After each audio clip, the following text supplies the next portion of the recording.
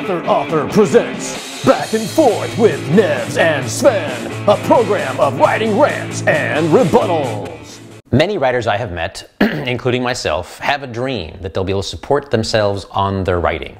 In fact, they might even let this bleed into fantasy of seven-figure deals and then best-selling books being optioned as blockbuster movies, and perhaps they live on their own someplace in a nice writer's sanctuary and they only have to venture out when they're doing a book tour.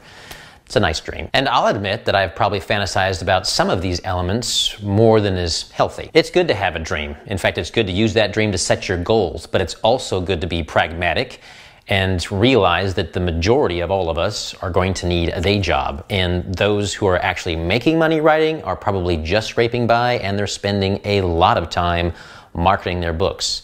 And if you want to look at the flip side, I was an executive in Hollywood for 20 years dealing with talent, and I will say that that side of the world is nowhere near as romantic as most people would like you to believe. In fact, I'm writing a book about it. All careers come with upsides and downsides, and I'm sure you've heard this before, but it's great to make a list of the pros and cons of every job, maybe after you've been there for a year. And if the cons outweigh the pros, it's probably time to give your notice and move on.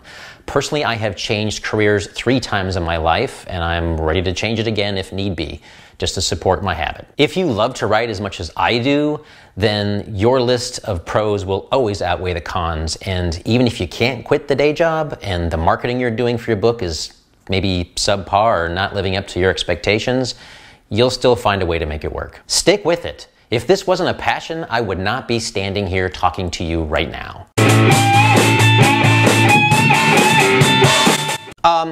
We've had a similar segment on this program titled Why Write? But that was more focused on why you should stick with this no-win scenario.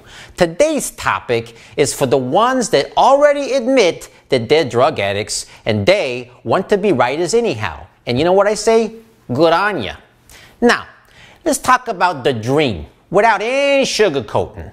Stop dreaming. The odds of supporting yourself in writing are 100 to 1 against. The odds of you becoming a best-selling author are 1,000,000 to 1 against. The odds of you becoming a multi-millionaire with blockbuster movies in Hollywood are 600 million to 1 against. Basically, you should play Super Lotto, because the odds are actually better.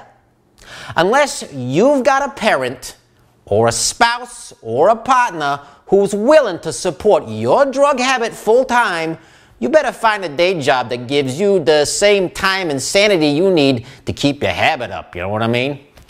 And guess what?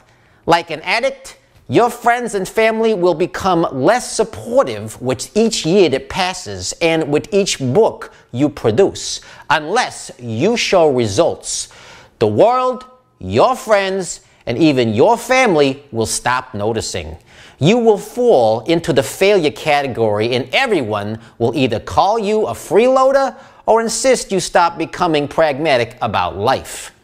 Unless you're a trust fund baby, you need to earn a living, and that's a fact of life. And no fantasy you write about or try to live is going to change that fact. You want to be homeless and push around a shopping cart until you die in dementia? Then endure these facts. That's NEVS, always looking at the bright side of life. Yeah, that's Sven, always the consummate politician.